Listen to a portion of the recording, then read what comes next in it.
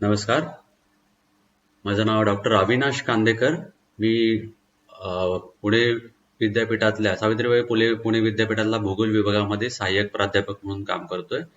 सर्वप्रथम मी या ठिकाणी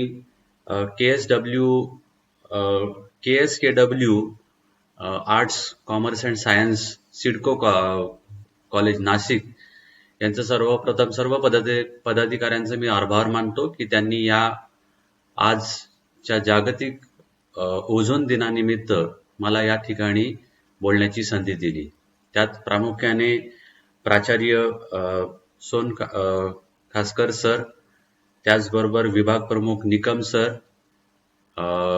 माझे मित्र IQSC सेलचे coordinator doctor Dnyaneshwar Pawar sir आणि त्यांचे सर्व कलिग यांचे मी आभार मानतो.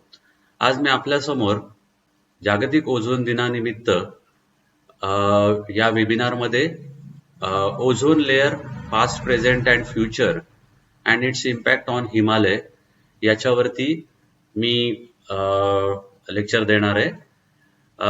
त्यामध्ये या ठिकाणी तुम्हाला पिक्चरमध्ये दिसतंय की हा हिमालयातल्या काही शिखरं आहेत की याची तुम्हाला नेचर ब्युटी या चित्रातनं तुम्हाला दिसू शकेल.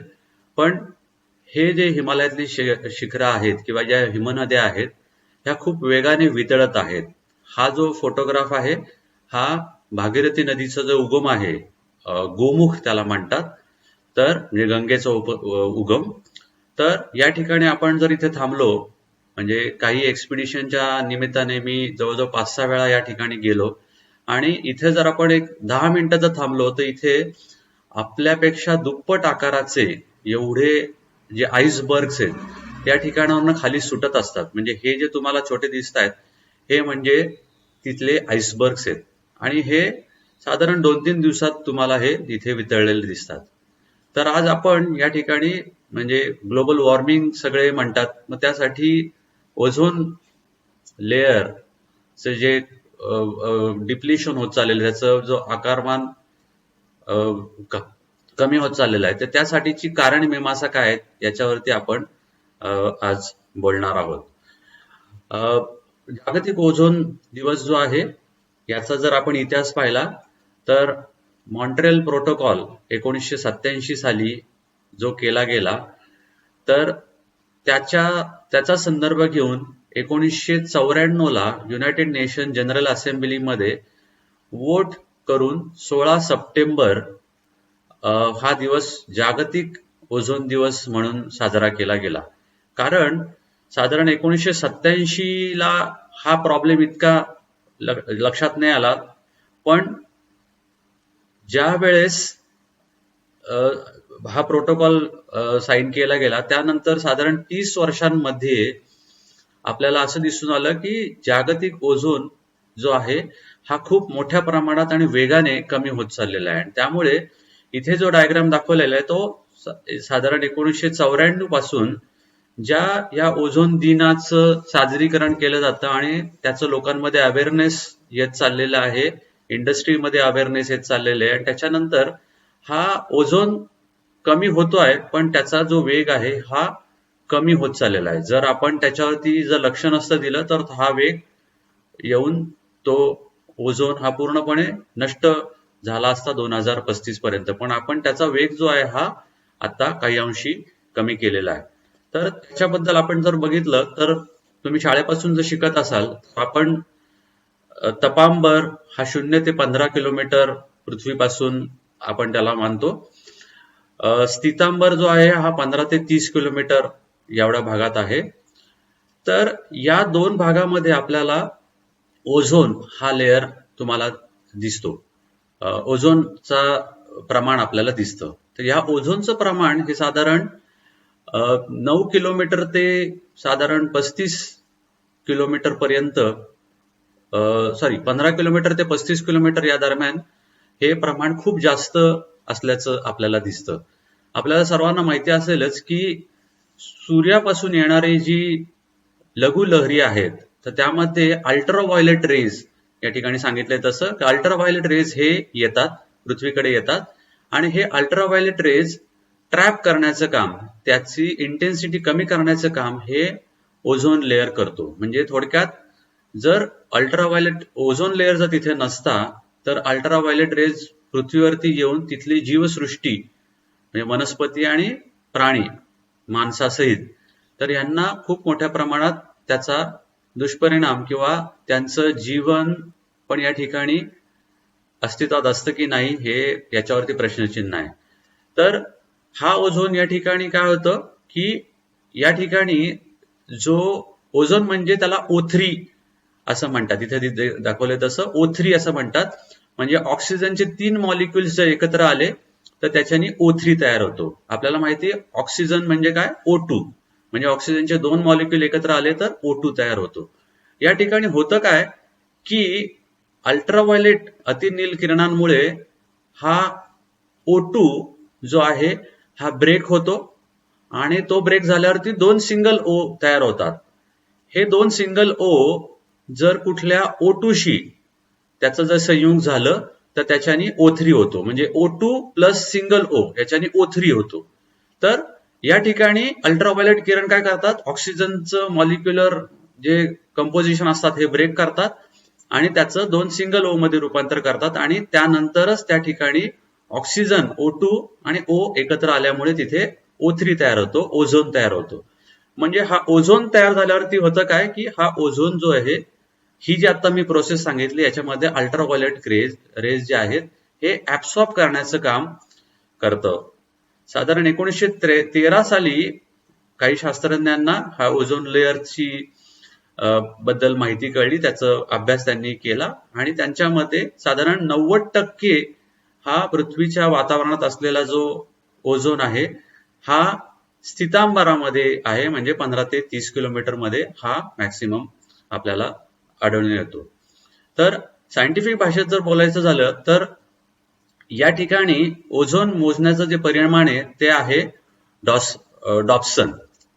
म्हणजे इथं दाखवलं तसं की 1 डॉप्सन बरोबर 0.3 सेंटीमीटर एवढा असलेला ओझोनचा लेअर असं आपण मानू. तर साधारण या ठिकाणी टोटल कॉलम ऑफ ओझोन जो आहे हा 300च्या आसपास डॉप्सन असतो.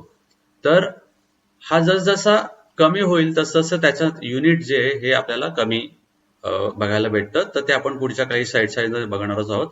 इथे मॅक्सिमम ऍब्सोल्यूट कॉन्सन्ट्रेशन जे 23 किलोमीटर वरती, इथे 23 किलोमीटर जे सगळ्यात जास्त दिसतं ते साधारण 10 वरती 13 शून्य दिल्यावरती जेवढा आकडा होईल तेवढे मॉलिक्यूल पर ml एवढं ऍब्सोल्यूट कॉन्सन्ट्रेशन असतं, मॅक्सिमम ऍब्सोल्यूट कॉन्सन्ट्रेशन असतं ओझोनचं. आणि रिलेटिव्ह कॉन्सन्ट्रेशन जे आहे हे 35 किलोमीटरला साधारण 10 पार्ट पर मिलियन एवढं असतं. त्याच्याबद्दल आपण पुढे बघूयात. या डायग्राम मध्ये दाखवलं तसं की ही इकडची जी डायग्राम आहे ही सांगते की ओझोन मॅक्सिमम रेशो पार्ट पर मिलियन म्हणजे ppm बाय व्हॉल्यूम. तर इथे तुम्हाला कळतं की पृथ्वीच्या पृष्ठभागापासून जसजसं आपण वर जाऊ तसतसं ओझोनचं प्रमाण हे वाढत जातं आणि हे प्रमाण वाढत जातं. मी मागाशी सांगितलं तसं O2O याचं अल्ट्राव्हायोलेट किरणांमुळे त्याचं O3 मध्ये रूपांतर होतं आणि त्यामुळे या इथे साधारण 35 किलोमीटर पर्यंत हे ओझोनचं प्रमाण वाढण्याचं टेंडन्सी आहे आणि त्यानंतर मात्र ओझोन हा कमी होत जातो. तर या डायग्राम मध्ये दाखवलं तसं की ओझोन नंबर डेन्सिटी मॉलिक्यूल पर क्युबिक सेंटीमीटर जर आपण बघितलं तर तर हे साधारण जसजसं हवेचा दाब हे ऍटमॉस्फेरिक प्रेशर मिलीबार मध्ये आपण जे मोजतो तर ते ऍटमॉस्फेरिक प्रेशर साधारण 1013 मिलीबार एवढं समुद्र सपाटीला असतं. आणि जसजसं ऍटमॉस्फेरिक प्रेशर कमी होतं म्हणजे साधारण एव्हरेस्टच्या उंचीला 8.8 किलोमीटरला ऍटमॉस्फेरिक प्रेशर हे साधारण 50 एवढं असतं. तर या इथे साधारण तर जसजसं आपण उंच जाऊ तसं हवेचा दाब कमी कमी होत जातो आणि त्याबरोबर ओझोनची डेन्सिटी ही जी आहे ही त्या अल्टिट्यूड पर्यंत साधारण वाढत जाते आणि नंतर परत ती कमी होण्याची टेंडन्सी आहे. आतापर्यंत झालेल्या रिसर्चवरनं असं लक्षात आलेलं आहे की ओझोनचं जे डिप्लिशन होत चाललेलं आहे त्याचा तो विरळ होत चाललेला आहे हा साधारण 4% पर डिकेड म्हणजे 10 वर्षाला साधारण 4% एवढं तो बाय व्हॉल्यूम त्याचं डिक्लाइन होत आहे आणि म्हणून हे जे डिक्लाइन झालेला जो एरिया आहे याला आपण ओझोन होल असं म्हणतो. म्हणजे त्या ठिकाणी ओझोन होल म्हणजे कुठला असं म्हणजे पोकळी नसते, तर त्या ठिकाणी कमी ओझोनचं प्रमाण आपल्याला दिसून येतं.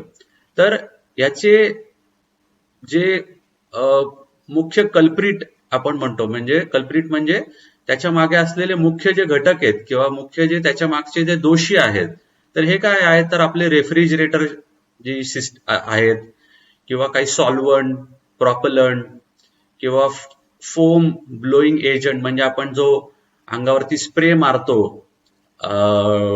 सेंट मारतो, तर या सेंट मधनं पण आपल्याला काही घटक जसे CFC हायड्रो क्लोरोफ्लोरोकार्बन किंवा क्लोरोफ्लोरोकार्बन असे जे घटक आहेत हे याच्यातनं रिलीज होतात आणि ते मुख्यतः या लेवलला असलेले जे ओझोन आहे त्याचं प्रमाण हे कमी करतात. हे जे घटक आहेत याच्यात प्रामुख्याने जो मेन कल्प्रिट जो आहे हा CFC आहे, क्लोरोफ्लोरोकार्बन, आणि बाकी इतर जे आहेत त्याला फ्लोरेन्स असं पण म्हणतात, आणि बाकी इतर जे आहेत हेलॉन्स वगैरे, तर याला सगळ्याला एकत्रितपणे ओझोन डिप्लेटिंग सबस्टन्स म्हणजे ओडीज असं म्हणतात.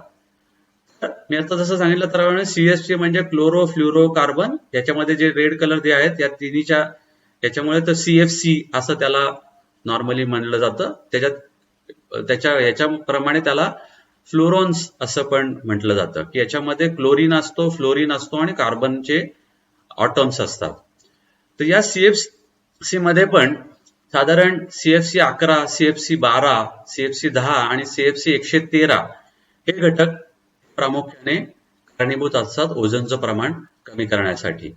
या डायग्राम मध्ये दाखवलं तसं की या ठिकाणी हे एवढा जो पार्ट आहे हा natural source of ozone depletion जे आहेत की ज्याच्यामध्ये ऍटमॉस्फेरिक HCl तसंच क्लोरीनचे काही घटक जे आहेत हे नॅचरली ओझोनचं प्रमाण कमी करण्याचं काम करत असतात. पण याच्या मानाने तुम्ही जर बघितलं तर हा जो पूर्ण पोर्शन आहे हा पोर्शन पूर्णपणे मानव निर्मित असे जे घटक आहेत की मगाशी जसं सांगितल्याप्रमाणे सगळ्यात जास्त तुम्हाला इथे दिसेल की CFC 12 हा साधारण 28% ओझोन डिप्लिशनचं कारणीभूत ठरतो. जसं CFC 11 23%, त्याचबरोबर CFC 113 16%. तर असे जे हे घटक आहेत तर हे मानव निर्मित काही गोष्टींमुळे वातावरणातलं म्हणजे प्रामुख्याने सितांबरामधलं ओझोनचं प्रमाण कमी करण्यासाठी कारणीभूत ठरतात. या ठिकाणी तेच आपण डायग्रामॅटिकली काही रिसर्च पेपरवरनं बघितलं तर हा CFC 12 जसजसं वर जाऊ तसं CFC 11, CFC 10 हे वातावरणातला जो ओझोन आहे हे डिप्लीट करण्यासाठी कारणीभूत ठरतात उंचीप्रमाणे. याच्यामध्ये मी मगाशी जसं सांगितलं तसं की वातावरणातला जो जे मुख्यतः UV विंडो, अल्ट्राव्हायोलेट जे विंडो आहे तर त्याच्यामध्ये ह्या ओझोनचा जो भाग आहे तर त्याच्यामध्ये मी मगाशी बोललं तसं की O2 आणि O3 हे मुख्य ऍब्सॉर्बंट आहेत. तर याच्यामध्ये CFC चे जे वेगवेगळे घटक आहेत क्लोरोफ्लोरोकार्बनचे आणि त्याबरोबर अल्ट्राव्हायोलेट किरण, त्याच्यामुळे CFC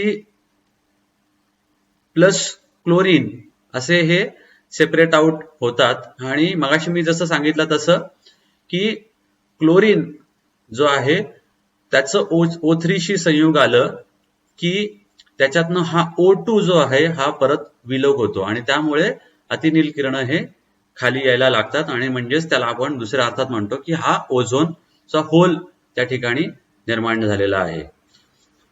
इथे डायग्रामॅटिकली मी काही हे दाखवण्याचा प्रयत्न करतो. इथे तुम्हाला दिसेल की ही अंटार्क्टिका आहे. मुख्यतः सांगायचं झालं हा ओझोनचा लेअर कमी होण्याचं जे प्रमाण आहे हे दोन्ही ध्रुवांवरती आहे. म्हणजे उत्तर ध्रुव आणि दक्षिण ध्रुवावरती जो भाग आहे त्याच्यामध्ये प्रामुख्याने ओझोनचा लेअर कमी होण्याची टेंडन्सी आहे. जसं तुम्ही बघितलं असेल की व्यापारी वारे जे आहेत हे साधारण 23.5 पासून ते 0 डिग्री पर्यंत येतात. म्हणजे उत्तर ध्रुवामध्ये ते नॉर्थ ईस्ट पासून साऊथ वेस्ट पर्यंत जातात. तर हे जात असताना ज्यावेळेस ते दोन्ही व्यापारी वारे एकत्र कन्वर्ज होतात तर ते वरती जातात, त्याला आपण कन्व्हर्जन झोन म्हणतो, आणि ते पुन्हा एकदा 23.5 कडे जाऊन ते खाली सबसाइड होतात. तर तशाच प्रकारे जे पूर्ण पृथ्वीचं जे विंड सर्क्युलेशन आहे तर याच्यामध्ये आपण जर बघितलं तर मुख्यतः ओझोन डिप्लीट होण्याचं जे कारणीभूत असलेले जे देश आहेत हे मुख्यतः विषुववृत्ताच्या जवळ असलेले आहेत, की ज्या ठिकाणी खूप जास्त प्रमाणात इंडस्ट्री आहेत, की ज्याच्यातनं रेफ्रिजरेटर मगाशी सांगितलं तसं सॉल्व्हंट किंवा फोम ज्याच्यातनं बाहेर होतं, जसं आपण स्प्रे मारतो, बॉडी स्प्रे मारतो, तर ह्याच्यातनं जो क्लोरोफ्लोरोकार्बन रिलीज होतो तर तो हवेमध्ये एकदम हलक्या असल्यामुळे तो वर वर वर वर जायला लागतो. तो जसजसा साधारण सितांबरामध्ये जातो 15 किलोमीटरच्या वर, तसा तो दोन्ही ध्रुवाकडे प्रवास करायला लागतो, आणि दोन्ही ध्रुवाकडे जाऊन ध्रुवाच्या वरती तापमान हे अति थंड असल्यामुळे त्या ठिकाणी ओझोनचं प्रमाण कमी होण्याचं, म्हणजे क्लोरीन आणि O3चं संयुग आल्यामुळे त्या ठिकाणी ओझोन हा ब्रेक होतो, ज्यावेळेस अतिनील म्हणजेच अल्ट्राव्हायोलेट रेज त्या ठिकाणी ते डिस्ट्रॉय करतात. आणि त्याच्यामुळे तुम्हाला हा आता बघायला मिळेल की साधारण इथे 2005 ला नासाने घेतलेले हे सॅटेलाइट इमेज आहे, की ज्याच्यामध्ये हा जो निळा जांभळा कलरचा जो भाग दिसतोय ह्याला आपण ओझोन लेअर असं म्हणतो, की या ठिकाणी इतर भागांमध्ये ओझोनचं कॉन्सन्ट्रेशन त्या मानाने त्या सितांबरामध्ये बऱ्यापैकी आहे, पण ते या पोलर एरियावरती साधारण 70 डिग्री नॉर्थ आणि 70 डिग्री साऊथ मध्ये हे प्रमाण खूप विरळ आहे, आणि त्याला आपण ओझोन होल असं म्हणतो. तर साधारण इथे दाखवल्याप्रमाणे अंटार्क्टिकावरती 2005 ला साधारण 220 डॉसबन युनिट आणि त्याच्यापेक्षाही कमी एवढं ओझोनचं कॉन्सन्ट्रेशन होतं, की मगाशी जसं दाखवलं तसं साधारण ओझोनचं कॉन्सन्ट्रेशन सितांबरामध्ये 330 डॉसबन युनिट एवढं असतं. तर हे जर आपण या पुढच्या स्लाइड मधून आपल्याला दिसेल की साधारण 1980 मध्ये ज्यावेळेस मॉन्ट्रियल प्रोटोकॉल साईन केला गेला 87 ला, तर त्यानंतर जर आपण वेगवेगळे ह्या इमेजेस बघितल्या त्याच्यामध्ये तुम्हाला ह्या ओझोनचं जो डेन्सिटी जे आहे हे हळूहळू कमी झाल्याची दिसते, आणि त्याच्यामुळे आपल्याला कळतं की इथे बघा तुम्ही या ठिकाणी लो डेन्सिटी आहे ओझोनची, आणि हे जिकडे जिकडे जसजसं इकडे जास्त जाईल तसतसे ग्रीन म्हणजे इकडे ओझोनची इंटेन्सिटी हाय आहे, पण इथे मात्र ही कमी आहे, ती साधारण 220 डॉसबन पर्यंत तुम्हाला दिसते. साधारण 2000 पासून ही इंटेन्सिटी कमी होण्याचं काम, म्हणजे साधारण 1986 सालापासून हे ओझोन डिप्लिशनचं प्रमाण हे खूप वाढत चाललेलं आहे. साधारण 35 वर्षांमध्ये तुम्हाला लक्षात येईल या तिन्ही चारी स्लाइड्स मधनं की या गेल्या 35 वर्षांमध्ये ओझोन डिप्लिशनचं प्रमाण हे खूप वाढत चाललेलं दिसतं. तर या ठिकाणी जे मुख्य जे ओझोन डिप्लिटिंग सबस्टन्स आहे त्याच्यामध्ये आपण बघितलं तसं फ्लोरोकार्बन हा महत्वाचा आहे, होलॉन्स आहेत, आपण जास्त त्यात केमिस्ट्रीमध्ये न जाता फक्त त्याचे कोणते आहेत ते फक्त बघणार आहेत. मिथिल ब्रोमाइड आहे, कार्बन टेट्राक्लोराइड आहे, मिथिल क्लोरोफॉर्म आहे, हायड्रोजन क्लोराइड आहे. तर हे मुख्यतः घटक की जे मानवाच्या विविध ऍक्टिव्हिटीजमुळे हे वातावरणात सोडले जातात, आणि ते मुख्यतः हे ओझोनचं प्रमाण कमी करण्याचं काम करत असतात. या ठिकाणी डायग्राम मध्ये दाखवलेलं जसं की सगळ्यात जास्त जे आहे सॉल्व्हंट क्लिनिंग प्रॉडक्ट जे आहेत, म्हणजे हे मानवी घटक आहेत की कशामुळे आपल्याला जास्त हार्म आहे ओझोन लेअर साठी. ह्याच्यात 36% जे आहे सॉल्व्हंट क्लिनिंग प्रॉडक्ट्स आहेत. रेफ्रिजरेटर, एअर कंडिशनर जे आहेत हे 29.6% एवढं CFC आणि त्याच्याबरोबरचे इतर घटक हे रिलीज करतात. त्याचबरोबर फोम प्रॉडक्ट्स म्हणजे मी मगाशी सांगितलं तसं स्प्रे जो आहे बॉडी स्प्रे त्याच्यातनं साधारण 14% एवढं CFC. तसंच अदर जे होलॉन्स ज्याच्यातनं प्रॉडक्ट आहेत जसे केमिकल इंडस्ट्री मधनं किंवा काही प्रमाणात गाड्यांच्या धुरामधनं तर हे जे आहेत हे सगळे सीएफसी किंवा त्याचे जे इतर प्रॉडक्ट्स आहेत हे हवेत सोडले जातात. आता तुम्ही गेले बघा, तुम्ही तुमच्या घरी कुणाच्या जर आपण जर बघितलं, काही वेळेस फ्रीज आपण जर घेतो, रेफ्रिजरेटर जो घेतो, तर त्याच्यामध्ये सीएफसी फ्री असं लिहिलेलं असतं. काही बॉडी स्प्रे असतात त्याच्यामध्ये पण हल्ली सीएफसी फ्री, म्हणजे त्याच्यामध्ये जे सॉल्व्हंट वापरले जातात तर ते सीएफसी रिलीज करत नाहीत. म्हणजे हे जे आहे हे आपण जे ओझोन लेअर आज ozone day, world ozone day म्हणून आपण जो सेलिब्रेट करतो, तर हे एक प्रकारचं अवेअरनेस आहे. तर या अवेअरनेस मधून आपल्याला काय कळतं की आपण अशा प्रकारचे बॉडी स्प्रे वापरले नाही पाहिजेत की ज्याच्यामध्ये सीएफसी फ्री हे लिहिलेलं नाहीये. किंवा नवीन फ्रीज घेताना तुम्ही पण तुमच्या पालकांबरोबर गेलं तर त्याबरोबर तुम्ही त्यांना सांगितलं पाहिजे की ज्यावरती सीएफसी फ्री लिहिलेलं आहे तसाच आपण रेफ्रिजरेटर किंवा फ्रीज आपण घेतला पाहिजे.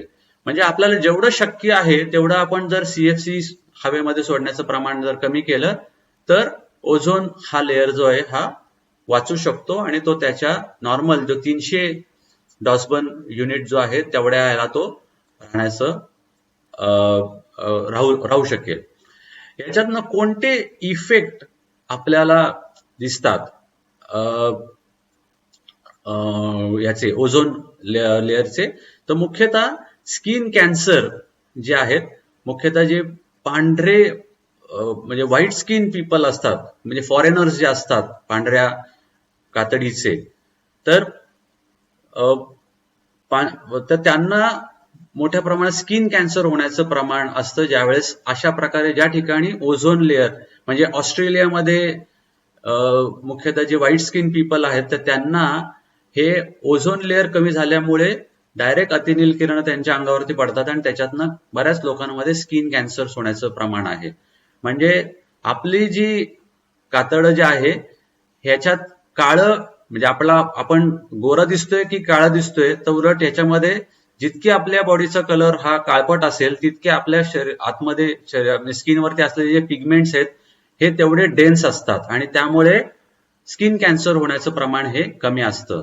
तर मी इथे असं नाही सांगत की म्हणजे जी गोरी माणसं असतात त्यांना याचा धोका जास्त आहे, तो आहेच आहे, तर तो नॅचरली आहे. म्हणजे आपल्या इथे उलट आहे की आपण जास्त गोरा असेल तर त्याला जास्त आपण त्याच्याकडं अट्रॅक्ट होतो किंवा त्याच्याकडे आपण त्याला महत्व देतो. पण त्या स्किनचं जर हे बघितलं तर जे काळी त्वचा असलेले, म्हणजे थोडंसं ब्लॅकिश असे असलेले जी माणसं आहेत ही जास्त फिट आहेत कुठल्या दृष्टीने, स्किन कॅन्सर होण्याच्या दृष्टीने. आपण विषयांतर न होता दुसरं जे आहे की अशा प्रकारचे जे अतिनील किरण जर ज्या ठिकाणी ओझोन कमी आहे त्या ठिकाणी premature ageing of the skin, म्हणजे त्या ठिकाणी स्किन जी आहे ही लवकर त्याचं एजिंग होतं आणि त्याच्याबरोबर इतर जे काही स्किनचे प्रॉब्लेम आहेत हे पण होण्याचं यामुळे पाहिलं जात आहे. त्याचबरोबर काही वेळेस कॅटरॅक्ट जो आहे, डोळ्याच्या संदर्भातले जे काही डॅमेजेस आहेत ते पण ह्या अतिनील किरणांमुळे होतात. आम्ही बरेच वेळेस हिमालयातल्या एक्सपिडिशनला गेल्यावरती तुम्ही बघितलं असेल की हिमालयात ज्यावेळेस आपण बर्फातनं चालतो त्यावेळेस आपण काळ्या रंगाचा गॉगल घालतो. तर तो का घालतो, तर बर्फ जो आहे, फ्रेश स्नो जो आहे, त्याचा अल्बिडो जो आहे हा ऑलमोस्ट 100% आहे. अल्बिडो म्हणजे काय, त्याची रिफ्लेक्टिव्हिटी. तर अतिनील किरण किंवा कुठलेही सूर्यकिरण जे प्रकाश आहे हा बर्फावरनं खूप जास्त परावर्तित होतो आणि तो डोळ्यात जाऊन तो कॅटरॅक्टचं डॅमेज होऊ शकतं. म्हणजे जर आपण बर्फामध्ये दुपारच्या वेळेस जर काळा गॉगल जर नाही घातला तर त्याच्यामध्ये आपल्याला 3-4 तास जर आपण तसंच जर राहिलो तर आपल्याला त्याच्यामुळे स्नो ब्लाइंडनेस एक शॉर्ट टर्म साठी आपल्याला अंधत्व येऊ शकतं. तर हे असंच जर अतिनील किरण जास्त प्रमाणात जर आले ओझोन कमी झाल्यामुळे तर त्याच्यानी डोळ्याच्या रिलेटेड प्रॉब्लेम सुरू होतात. आपली इम्युन सिस्टीम जी असते त्याच्या रिलेटेड पण प्रॉब्लेम याच्यानी बघायला मिळतात. तर आपण हा जो डायग्राम आहे याच्यामध्ये दाखवतात की साधारण जो विंटर आहे, जो हिवाळा जो आहे, ह्याच्यामध्ये हे दोन तुम्हाला दिसेल की 2001 आणि 2002 साली हा एका रिसर्च पेपरचा पार्ट आहे की ज्याच्यामध्ये दिसून येते तुम्हाला की साधारण सप्टेंबर महिन्यामध्ये ओझोनचा जो थर आहे हा मॅक्सिमम ओझोन होल जो आहे हे होण्याचं प्रमाण हे खूप जास्त तुम्हाला साधारण थंडीमध्ये बघायला मिळतं. आणि म्हणून आपण ओझोन दिवस जो आहे हा सप्टेंबरमध्ये 16 सप्टेंबरला आपण साजरा करतो. कारण ओझोन डिप्लिशनचं प्रमाण हे साधारण सप्टेंबर महिन्यामध्ये म्हणजे थंडीमध्ये खूप जास्त असतं. मगाशी आपण बघितलं तसं हे 1950 पासूनचं एका रिसर्च पेपर मधलं आहे की हा मॉन्टो प्रोटोकॉल म्हणजे आपण वर्ल्ड ओझोन डे साजरा करतोय आणि वेगवेगळ्या देशांनी त्यावरती खूप प्रकारे रिसर्च केल्यानंतर काही गोष्टींमध्ये ओझोन डिप्लिशनचं प्रमाण हे म्हणजे सीएफसी त्यातनं सोडण्याचं प्रमाण हे कमी केलं गेलं आणि त्यामुळे तुम्हाला दिसेल की साधारण हे जे ओझोन O2 इन डासबर्न युनिट मध्ये जो आहे हा साधारण तुम्हाला दिसतोय की पूर्वी म्हणजे 1980 पर्यंत साधारण 300 डॉसबर्न पर्यंत होता आणि नंतर तो आता हळूहळू कमी होऊन साधारण 280 डॉसबर्न पर्यंत तो आलेला आहे. त्यामुळे म्हणजेच काय की इथे ओझोन होल तयार होण्याचं काम इथे होतंय. तुम्ही जर अल्टिट्यूड वाईज जर बघितलं तर साधारण आपण मगाशी म्हटलं सितांबरामध्ये साधारण 35 किलोमीटर पर्यंत हे तुम्हाला त्याचं कमी होण्याचं प्रमाण तुम्हाला दिसतं आणि याचं सगळ्यात जास्त सितांबरामध्ये प्रमाण तुम्हाला कमी झाल्याचं या ठिकाणी या डायग्राम मधनं दिसतोय. पण काळजी करण्याचं कारण नाही सध्या की आपण जे वेगवेगळे ज्या गोष्टी आहेत की मी जसं सांगितलं रेफ्रिजरेटर आहे सीएफसी फ्री किंवा सेंट आपण सीएफसी फ्री जर वापरले तर हे काही ज्या गोष्टी केल्या गेल्या इंडस्ट्रीमध्ये किंवा याच्यामध्ये तर त्याच्यामुळे हा मॉन्ट्रेल प्रोटोकॉलच्या नंतर हा साधारण वेग जो आहे ओझोन डिप्लिशनचा हा हळूहळू कंट्रोलमध्ये येण्यास मदत होत आहे आणि साधारण 2035 पर्यंत आपण त्याच्यावरती जर या रेटने आपण जर ओझोन डिप्लिशनचा रेट जर कमी करायचं बघितलं तर साधारण 2035 पर्यंत तो कमी झालेला दिसून येईल. ओझोनच्या बरोबरच आपण ग्लोबल वॉर्मिंगचा पण या ठिकाणी आपण काही गोष्टी बघणार आहोत की म्हणजे ग्लोबल वॉर्मिंग मध्ये ओझोन लेअर डिप्लिशन हा एक घटक आहे. सध्या ग्लोबल वॉर्मिंग हा खूपच एक टॅगलाईन वापरली जाते की ज्याच्यामध्ये आपण म्हणतो की ग्लोबल वॉर्मिंगमुळे सगळीकडे आता बर्फ वितळत चाललेलं आहे, त्याचं समुद्राची पातळी वाढत चाललेली आहे. हे बरोबर आहे. इथं तुम्हाला डायग्राम मध्ये दिसेल साधारण 1860 साली जर हा इथं टेम्परेचर अनॉमली डिग्री पर सेंटीग्रेड आपण बघितला तर त्याच्यामध्ये कमी जास्त प्रमाण होत आहे. पण 1910 नंतर हे टेम्परेचर वाढण्याचं प्रमाण हे खूप वाढलेलं तुम्हाला या डायग्राम मधनं दिसतंय. आणि हे रेड कलर जे आहे हे 5 इयर ऍव्हरेज या ठिकाणी दाखवलेला आहे आणि हा निळे जे डॉट्स आहेत हे अॅन्युअल ऍव्हरेज दाखवलेला आहे. तर गेल्या 100 वर्षांमध्ये असं लक्षात आलेलं आहे की पृथ्वीचं वरचं जे तापमान आहे हे साधारण 0.5 ते 0.7 डिग्री सेल्सिअस हे कमी झालेलं आहे आणि त्याच्यामुळे आपण ग्लोबल वॉर्मिंग जे म्हणतो तर ते आपल्याला खूप प्रकर्षाने जाणवत आहे. साधारण कार्बन डायऑक्साईड जो आहे हा कार्बन डायऑक्साईडचं प्रमाण वाढत चाललेलं दिवसेंदिवस. आपण प्रत्येकाला माहितीच आहे की टू व्हीलर मधनं जे आपण पेट्रोल किंवा डिझेल जे आहे याच्यातनं मोठ्या प्रमाणात कार्बन बाहेर येतो. त्याचबरोबर इंडस्ट्रीमधनं खूप मोठ्या प्रमाणात कार्बन बाहेर सोडला जातो आणि जितका जास्त कार्बन हवेमध्ये असेल तो तितका जास्त सूर्यकिरण ऍब्सॉर्ब करेल आणि त्याच्यामुळे पृथ्वीच्या जवळच्या वातावरणाचं तापमान जे आहे हे वाढत जाईल. म्हणजेच काय, जसं कार्बन कंटेंट म्हणजे जसे फॉसिल फ्युएल जे आपण जाळू पेट्रोल डिझेल किंवा लाकडं तर त्याच्यामधनं जो कार्बन रिलीज होईल हा कार्बन काय करेल, कार्बन हा लोअर अॅटमॉस्फिअर मध्ये म्हणजे तपांबरामध्ये स्थितांबरामध्ये तसाच राहील आणि तो जास्त प्रमाणात सूर्याकडून येणारे जे लघुलहरी आहेत ह्या ट्रॅप करेल आणि त्याच्यामुळे आपल्याला टेम्परेचर वाढण्याचं कारणीभूत ठरेल. तर हे जे आहे हे साधारण पर इयरला 0.4% किंवा 3.2 बिलियन टन्स कार्बन हा आपण दरवर्षी हवेत सोडतो आपण, म्हणजे सर्व मानवजात.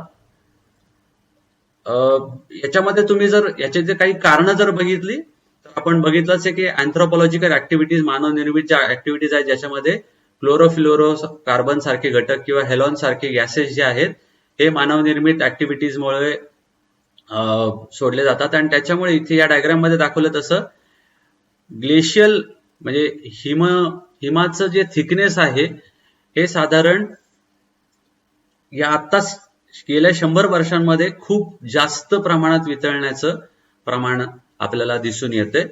तर याच्यामध्ये ओझोन डिप्लिशन हा एक महत्वाचा घटक आहे. त्याचबरोबर त्याचे काही कारणांमध्ये, ग्लोबल वॉर्मिंगच्या कारणांमध्ये, जसं ऑटोमोबाईल मी आता सांगितलं ते की मोठ्या प्रमाणात फॉसिल फ्युएल हे करतात. एअर कंडिशनर म्हणजे एसी जे असतात, इंटरनल एसी जे असतात, घरामध्ये एसी लावतो किंवा इंडस्ट्रीमध्ये जे एसी लावतात, हे बऱ्याच मोठ्या प्रमाणात सीएफसी किंवा हेलॉन्स जे आहेत हे रिलीज करतात.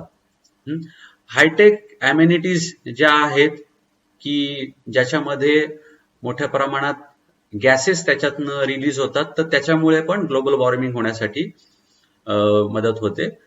फॉसिल फ्युएल मी जसं सांगितलं तसं की साधारण 60% जी ग्लोबल वॉर्मिंग आहे ही फॉसिल फ्युएल मुळे होते.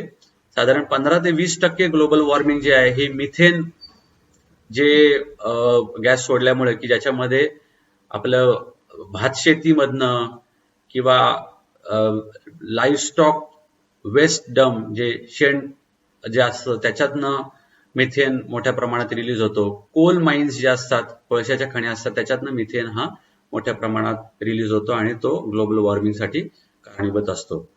आणखीन त्याचे जर आपण इफेक्ट बघितले, ग्लोबल वॉर्मिंगचे जे इफेक्ट बघितले, तर त्याच्यामधनं क्लायमेट चेंज होण्याचं, वातावरणात टेम्परेचर, आता तुम्ही बघताय की आपण यावर्षी जून जुलैमध्ये पाऊस खूपच कमी होता, म्हणजे आता दुष्काळ येतो की काय असं झालं.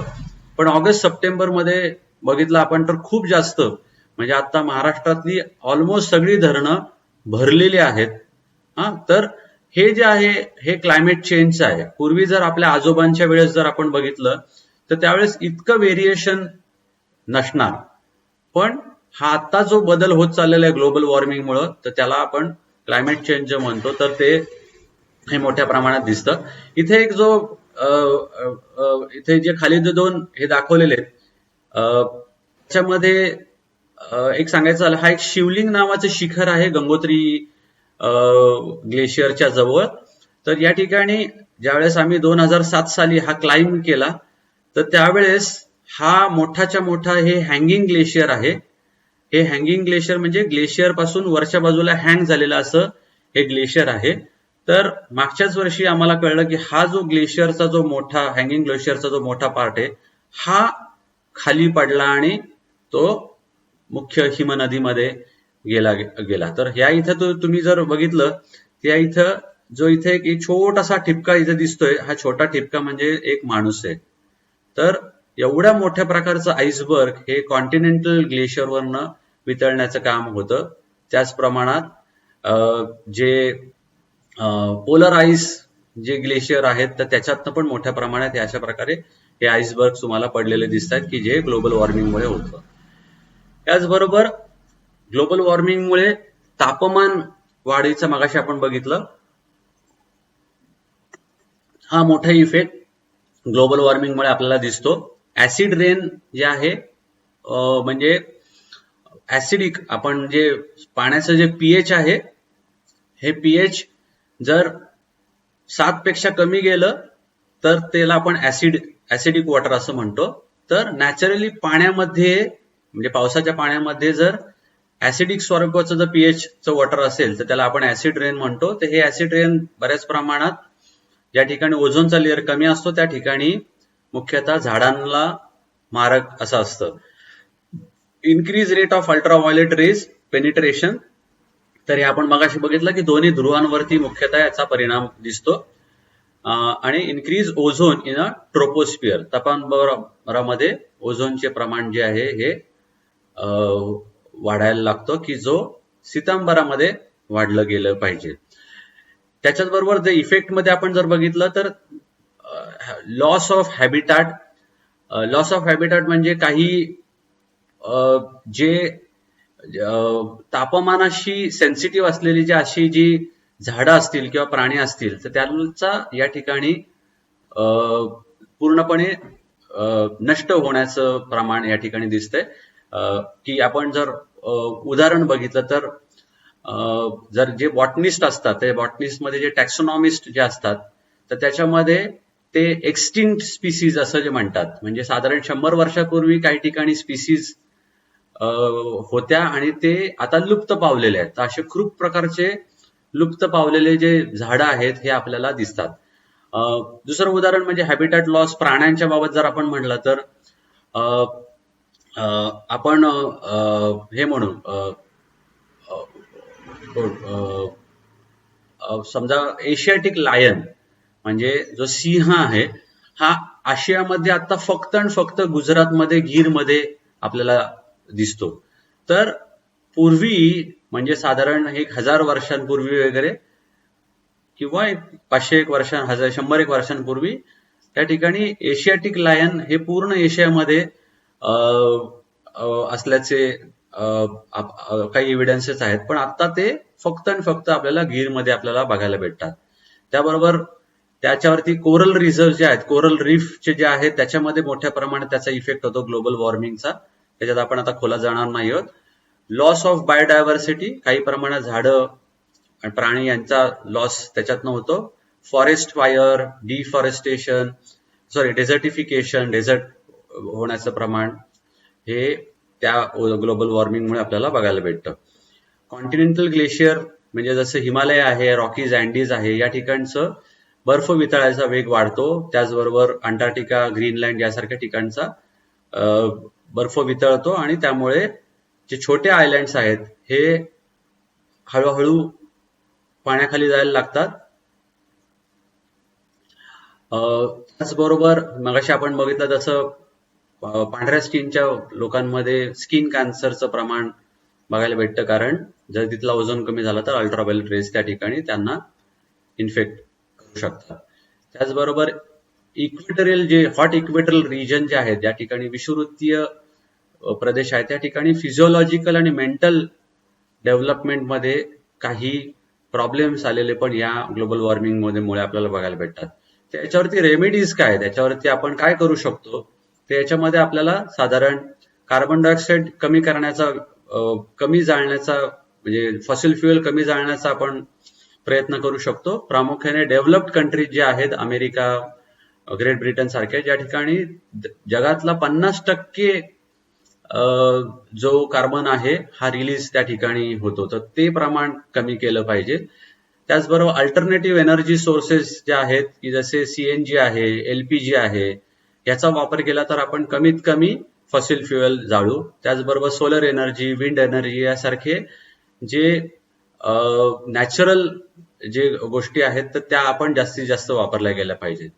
बायोगॅस आहे, म्हणजे भारतासारख्या, पाकिस्तान, बांगलादेश सारखे जे डेव्हलपिंग जे देश आहेत त्याच्यामध्ये गावांमध्ये प्रामुख्याने बायोगॅस प्लांट आता खूप मोठ्या प्रमाणात दिसतात. तर हे पण एक चांगलं गोष्ट आहे की ज्याच्याने कार्बन डायऑक्साईड कमी प्रमाणात रिलीज होईल. त्याचबरोबर इफिशियंट टेक्नॉलॉजी आपण वापरून की ज्याच्यामध्ये रिसर्च जास्तीत जास्त ऑटोमोबाईल्समध्ये किंवा इतर इंडस्ट्रियल प्रॉडक्टमध्ये, मी मगाशी जसं सांगितलं फ्रीजमध्ये CFC फ्री फ्रीज येतात, तर तशा प्रकारचे जे टेक्नॉलॉजिकल इफिशियंट टेक्नॉलॉजी वापरले गेले तर त्याच्यातनं आपण हे ग्लोबल वॉर्मिंगचं प्रमाण कमी शकतो. नॅचरल सिंक्स आपण कार्बनचे तयार करू शकतो, म्हणजे झाडं जास्त प्रमाणात जर लावली तर इथे साधारण दिलेलं आहे की according to one estimate the natural vegetation covering 120 million hectare can consume about 780 million tons of carbon dioxide per year. म्हणजे वेस्टर्न घाटमध्ये असलेली जी जंगलं आहेत ही जर आपण वाचवली तर त्याच्याने खूप मोठ्या प्रमाणात कार्बन सिंकचं ते काम करतील, कार्बन ओढून घेण्याचं काम करतील. आणि शेवटचं जे आहे की ज्याच्यामध्ये सोशल अवेअरनेस आपण ज्याच्यामध्ये एनजीओ आहेत, गव्हर्नमेंट एजन्सी आहेत की याच्यातनं आपण जास्तीत जास्त सोशल अवेअरनेस करून आपण हे वाचवू शकतो. याच्यानंतर आपण एक पुढच्या 5-1 मिनिटातच आपण हे बघू की आपण खूप जास्त सायंटिफिक नाही जाणार, आपण एक भूगोलाचे विद्यार्थी आहोत. त्याच्यामुळे हे कशामुळे होतं, म्हणजे हे ग्लोबल वॉर्मिंगचं प्रमाण का वाढतंय, ओझोन का डिप्लीट होतोय, जसं त्याला आहे, पण त्याचबरोबर काही नैसर्गिक गोष्टी पण त्यासाठी कारणीभूत आहेत. मिलेनकोविच नावाचा जो सायंटिस्ट होता, त्याच्या नावाने मिलेनकोविच सायकल नाव काही जणांनी ऐकलं असेल. तर त्याच्यामध्ये त्यांनी इसेंट्रिसिटी, ऑब्लिक्विटी, प्रोसेशन, आपण त्यात खूप डिटेल जाणार नाही आहोत. तर या ठिकाणी जसं दाखवलं तसं की एवढ्या वर्षांचं जो टाइम स्पॅन आहे त्याच्यामध्ये त्या मिलेनकोविच सायकल मध्ये त्यांनी असं म्हटलं गेलेलं आहे की त्याच्यामध्ये प्रोसेशन, आपण याच्यात पुढे बघणारच आहोत, ऑब्लिक्विटी आणि इसेंट्रिसिटी. तर थोडक्यात सांगायचं झालं की वॉवलिंग जो होता, आपण भवरा सोडल्यावरती भवरा फिरत असताना तो भवरा साधारण त्याची डायरेक्शन जी बदलतो त्याला वॉवलिंग म्हणतात किंवा त्याला इंग्लिशमध्ये प्रोसेशन म्हणतात. तर हे वॉवलिंग पृथ्वीचं पण होत असतं आणि त्याच्यामुळे हे वॉबलिंग जे आहे तर त्याच्यामुळे साधारण 25,700 वर्षांमध्ये हे वॉवलिंग जे आहे हे पण एक कारण आहे ग्लोबल वॉर्मिंगचं नॅचरली. इथे दाखवलंय तसं की साधारण हे जे वॉवलिंग आहे, म्हणजे तुम्ही भवरा लक्षात घ्या, भवरा सोडल्यावरती भवरा एकसारखा नाही, तो फिरत असताना त्याचा डायरेक्शन जी बदलतो त्याला आपण वॉबलिंग असं म्हणतो. तर हे वॉबलिंग म्हणजेच प्रोसेशन जे आहे हा एक त्यासाठी कारणीभूत असलेला घटक आहे. आपण खूप खोलात नाही जाणार. ऑब्लिक्विटी जे आहे, प्रत्येकाला आता माहिती आहे की पृथ्वी ही 23.5 अंशांनी कललेली आहे, पण हीच 23.5 अंश जे आहे हे थ्रू आउट तसंच्या तसं न राहता, तुम्हाला या डायग्राम मध्ये जसं दाखवले तसं ज्यावेळेस हा टिल्ट जो आहे हा कमी असतो त्या ठिकाणी कशी परिस्थिती असेल आणि हा टिल्ट जास्त असेल त्या ठिकाणी कशी परिस्थिती असेल. म्हणजे हा टिल्ट जर 24.5 असेल तर आत्ता जो आपला कर्कवृत्त जो 23.5 उत्तरला आहे तर तो 24.5 उत्तरला जाईल, आणि कर्कवृत्त आणि मकरवृत्त जे 23.5 दक्षिणला आहे ते 24.5 दक्षिणेला जाईल. आणि त्यामुळे खूप मोठा पृथ्वीचा भाग जो आहे याच्यावरती सूर्यकिरणांमुळे त्या ठिकाणी जास्त प्रमाणात सूर्यकिरण येतील. तर हे जे आहे हे ऑब्लिक्विटीचं आहे की साधारण 41 वर्षाच्या सायकलमध्ये मिलेनकोविचला असं लक्षात आलं की 41,000 वर्षांच्या सायकलमध्ये की हे ऑब्लिक्विटी ही दिसून येते. म्हणजे जर आताची स्थिती आहे प्रेझेंट, जर हा टिल्ट जास्त झाला तर पृथ्वी 24.5 अंशांनी कलेल, हा कमी झाला तर पृथ्वी 22.5 अंशांनी कलेल. त्याच्यामुळे त्या ठिकाणी पृथ्वीवरती जास्त उष्णता, कमी उष्णता, या ठिकाणी पृथ्वीवरती जास्त उष्णता दिसून येईल, या ठिकाणी पृथ्वीवरती कमी उष्णता दिसून येईल. म्हणजे या ठिकाणी विंटर डॉमिनंट असतील, या ठिकाणी समर डॉमिनंट असतील. तिसरं जे आहे इसेंट्रिसिटी. इसेंट्रिसिटी म्हणजे काय थोडक्यात की पृथ्वी जो सूर्याभोवती फिरणारा जो पाथ आहे हा पाथ ऑब्लिक होतो, आणखीन जास्त लंबाकृती होतो. तर याला आपण जर बघितलं तर याच्यामुळे जे पृथ्वीवरती ग्लेसिएशन आणि इंटरग्लेसिएशन पिरियड होतात हे या इसेंट्रिसिटीमुळे होतात. आपण एक थोडक्यात हे सांगू की ज्यावेळेस सोलर सनस्पॉट ऍक्टिव्हिटी जी होती त्याच्यामध्ये आपल्याला दिसून येतं की ज्यावेळेस सूर्यावरनं सनस्पॉट ऍक्टिव्हिटी जास्त होती त्यावेळेस आपल्याकडे जास्त सूर्यकिरण पृथ्वीवरती येतात, आणि त्यामुळे त्यावेळेस आपल्याला असं लक्षात आलेलं आहे की ऍव्हरेज सनस्पॉट ऍक्टिव्हिटी ज्या वेळेस झालेली त्यावेळेस ग्लेसिएशन आणि इंटरग्लेसिएशन पिरियड हे झालेले. तर हे काय आहे तर या ठिकाणी आपण बघू की इंटरग्लेसिएशन पिरियड म्हणजे काय. आता सध्या आपण होलोसिन नावाच्या पिरियड मध्ये आहोत. गेल्या 10,300 वर्षांपासून आपण पृथ्वी जी आहे ही होलोसिन पिरियड मध्ये आहे जिओलॉजिकल टाइम स्केल मध्ये. तर त्याच्यामुळे आता आपण इंटरग्लेसिएशन पिरियड मध्ये आहोत की ज्याच्यामध्ये बर्फ हे वितळण्याची टेंडन्सी दिसून येते. आणि ग्लेसिएशन पिरियड म्हणजे काय की पृथ्वीवरती बर्फ हे साचायला लागतं. तर याच्यामुळे काय होतं की अजून आपण 5-10 हजार वर्षांनंतर पृथ्वीवरती ग्लेसिएशन पिरियड, तुम्ही आईस एज पिक्चर बघितला असेल, आईस एज म्हणजे हा ग्लेसिएशन पिरियड मधल्या त्या ठिकाणी एपिसोड्स दाखवलेले आहेत.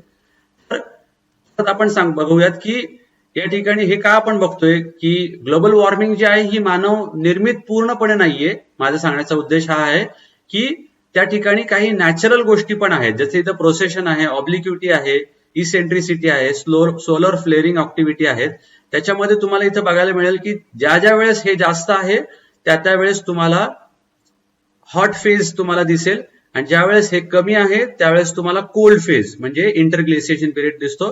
त्यानंतर तुम्हाला ग्लेसिएशन दिसतो, इंटरग्लेसिएशन दिसतो. तर हे जे गोष्टी आहेत हे पण ग्लोबल वॉर्मिंगसाठी कारणीभूत आहेत.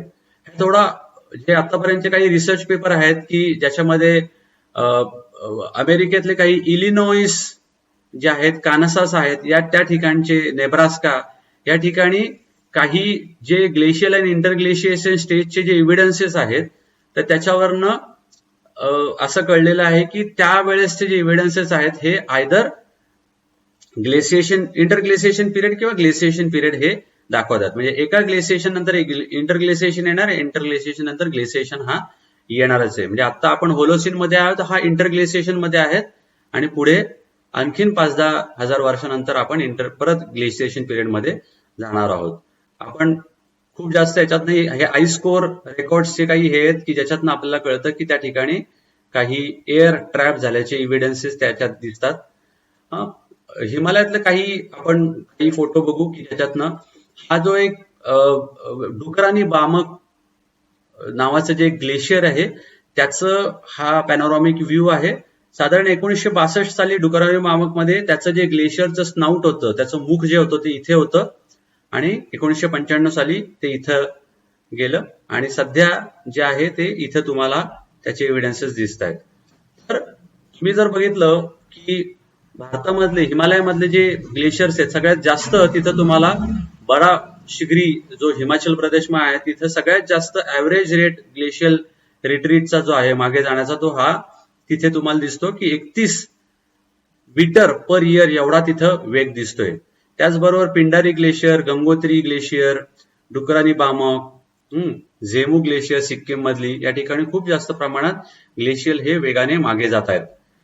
याचा जो अभ्यास आहे मुख्यतः GSI geological survey of India आणि त्याचबरोबर Wadia institute of Himalayan geology यांनी त्यांच्या अभ्यासावरनं हे सिद्ध केलेलं आहे. हा एक काही एक्झाम्पल आहे डुकरानी बामक, जे मी म्हणलं तसं. त्याचं इथे जर हा डायग्राम जो दाखवतोय 1991 साली त्याचं स्नाउट इथं होतं, आणि दर 1 वर्षांनी त्यांनी त्याचं मॉनिटरिंग केलं, आणि ते साधारण 22 ते 25 मीटर एवढं ते मागे म्हणजे वितळण्याचा प्रमाण तिथे दिसून येत आहे. तर net accumulation, net ablation area म्हणजे ज्या ठिकाणी अक्युम्युलेशन म्हणजे जिथे बर्फ साचतं आणि जिथे बर्फ वितळतं त्याला ॲब्लेशन असं म्हणतात. तर हे या डुकरानी बामक मध्ये ते जे प्रमाण कमी कमी होताना दिसतंय नेट ॲब्लेशनचं, नेट बॅलन्सचं, आणि त्याच्यामुळे बर्फ वितळण्याचं तिथे टेंडन्सी जास्त आहे. या स्लाइड्स मध्ये आपण बघूयात की याच्यामध्ये साधारण 5000 मीटर उंचीला हे ॲब्लेशन म्हणजे हे वितळणं जे आहे हे खूप मॅक्सिमम असतं. या ठिकाणी ग्लेशियल याचे जे प्रॉब्लेम्स आहेत त्याच्यानी ज्या हिमनद्या पुढे जाऊन जसे गंगा, ब्रह्मपुत्रा, इंडस जसे आहे या नद्यांसारख्या ज्या भाग आहेत त्या ज्या ठिकाणी ग्लेशियल खूप जास्त वितळल्यामुळे फ्लड सिच्युएशन, पूरग्रस्त परिस्थिती निर्माण होऊ शकेल, आणि ज्यावेळेस ड्राय सीझन आहे त्यावेळेस आपल्याला त्या ठिकाणी पाण्यामध्ये मोठ्या प्रमाणात कमतरता आपल्याला दिसून येईल. या ठिकाणी मी एक 3 मिनिटाची एक व्हिडिओ दाखवू इच्छितो की ज्याच्यातनं आपल्याला कळेल की हे ग्लोबल वॉर्मिंग किंवा याचा काय महत्व आहे. याच्यामध्ये आपल्याला कळेल की आपण जे इंडस्ट्रीमधनं जे गॅसेस सोडतो, कार्बन डायऑक्साईड हवेत सोडतो, की त्याच्यामुळे मोठ्या प्रमाणात CFCs रिलीज होतात आणि ओझोन हे होतो. या स्लाइड मध्ये आईस शीट तुम्हाला बघा, ह्याचं आपल्याला जरी दिसलं तरी हजारो टन आईस ह्याच्यातनं आता पडला गेला मगाशच्या ह्याच्यात, आणि त्यामुळे जर 1985 पासून जर हे बघितलं म्हणजे तर त्याच्यामध्ये तुम्हाला कळेल की पृथ्वीवरचं वातावरण, पृथ्वीवरचं जे टेम्परेचर जे आहे हे खूप मोठ्या प्रमाणात वाढत चाललेलं आहे. याच्यामध्ये आईस शीट जे आहेत अंटार्क्टिका आणि आर्टिक याच्यामध्ये खूप मोठ्या प्रमाणात तुम्हाला 19व्या शतकामध्ये आपल्याला खूप बदल झालेला दिसला. हे जर दोन्ही जर बर्फ जर पूर्णपणे वितळलं तर साधारण म्हणजे अंटार्क्टिका आणि आर्टिक वरचं जर बर्फ वितळलं तर साधारण 200 मीटर एवढं सी लेवल वाढेल. आणि या ठिकाणी तुम्हाला ही जे दाखवते याच्यामध्ये जर साधारण 60 मीटर पर्यंत जर हे झालं, बर्फ वितळलं गेलं, खाली बर्फ वितळून जर पाण्याची लेवल सी लेवल जर वाढली तर साधारण एवढा गुजरातचा जो एवढा भाग जो आहे हा पाण्याखाली जाईल. मुंबई जे आहे जर मुंबईचा खूप कमी भाग हा अस्तित्वात असेल जर 60 मीटर पर्यंत सी लेवल वाढली गेली. तामिळनाडू मधला हा सिनॅरिओ तुम्हाला बघायला मिळतोय की त्या ठिकाणी लोलँड मध्ये खूप कोस्टल लोलँड मध्ये खूप मोठ्या प्रमाणात त्या ठिकाणी जमीन जी आहे ही समुद्राचं पाणी व्यापून टाकेल. तर म्हणजे आंध्र प्रदेश मधला भाग आहे, या ठिकाणी हा कोस्टल ओरिसा मधला भाग आहे. म्हणजे आपण आपल्या पुढच्या पिढीसाठी काय ठेवणार आहोत. म्हणजे आता आपल्याला जरी प्रॉब्लेम नसला, आपण जरी कोस्ट वरती राहत नसलो तरी जी लोक ऍक्च्युअली कोस्ट वरती राहतात, म्हणजे इथं तुम्ही बांगलादेश बघा, जर 60 मीटर पर्यंत जर सी लेवल जर वाढली तर पूर्ण बांगलादेश हा पाण्याखाली जाईल. म्हणजे बांगलादेशमध्ये ढाकामधली डेन्सिटी जी आहे ही साधारण कलकत्ता पण पूर्ण पाण्याखाली जाईल. साधारण 23,000-24,000 पर स्क्वेअर मीटर आहे. कोलकाता हे पूर्णपणे पाण्याखाली जाईल. भुवनेश्वर जे आहे ऑलमोस्ट भुवनेश्वर हे 60 मीटर पर्यंत जर सी लेवल वाढली गेली तर ही पाण्याखाली भुवनेश्वर जाऊ शकेल. तर याच्यावरनं आपल्याला लक्षात येईल की आपण जे फॉसिल फ्युएल्स किंवा जे CFC जे हवेमध्ये सोडतो तर त्याचा खूप दूरगामी परिणाम हा होणार आहे आणि तो आपल्या पुढच्या पिढ्यांना भोगावा लागणार आहे आपल्या काही गोष्टींमुळे. तर या ठिकाणी मी थांबतो आणि याच्या पुढे जर काही क्वेश्चन्स असतील तर तुम्ही नक्की विचारा. मी पुन्हा एकदा या ठिकाणी ऑर्गनायझर्सचं आभार मानतो की त्यांनी मला या ठिकाणी माझे याबद्दलचा जो काही अभ्यास आहे किंवा याबद्दलचे काही जे माझं मत आहे हे इथे सांगण्यासाठी मला संधी दिली, त्याबद्दल धन्यवाद. आणि सगळ्यात शेवटी मी एवढं सांगू इच्छितो की आपणच आपली ही पृथ्वी वाचवण्यासाठी काही गोष्टी करू शकतो. धन्यवाद. धन्यवाद डॉक्टर अविनाश कांदेकर सर. आपण आजच्या वेबिनारमध्ये जे पहिले व्याख्यान दिले, अत्यंत अभ्यासपूर्ण अशा पद्धतीचं विचार आणि ओझोन थराबद्दलची माहिती विद्यार्थ्यांना अत्यंत सोप्या शब्दांमध्ये तुम्ही करून दिलीत. याचा सर्वांनाच या ठिकाणी नक्कीच लाभ झालेला आहे व यापुढे सदर विषयांच्या बाबतीमध्ये नेहमीच जनजागृती करण्याचा प्रयत्न विद्यार्थी, शिक्षक आणि समाजातील नागरिक करतील अशी मला खात्री वाटते. आपण या ठिकाणी दिलेल्या भाषणाबद्दल व या व्याख्यानाबद्दल आणि दिलेल्या वेळेबद्दल मी आपले आभार मानतो. यानंतर मी पुढील वेबिनारच्या पुढील सत्राकडे वाटचाल करतो. मी या ठिकाणी विनंती करतो प्राध्यापिका वाय करंजकर मॅडम यांना की त्यांनी या वेबिनारच्या दुसऱ्या सत्रातील तज्ज्ञ मार्गदर्शक डॉक्टर भरतगडा KTHM महाविद्यालय नाशिक यांचा परिचय थोडक्यात करून द्यावा. प्राध्यापिका वाय करंजकर.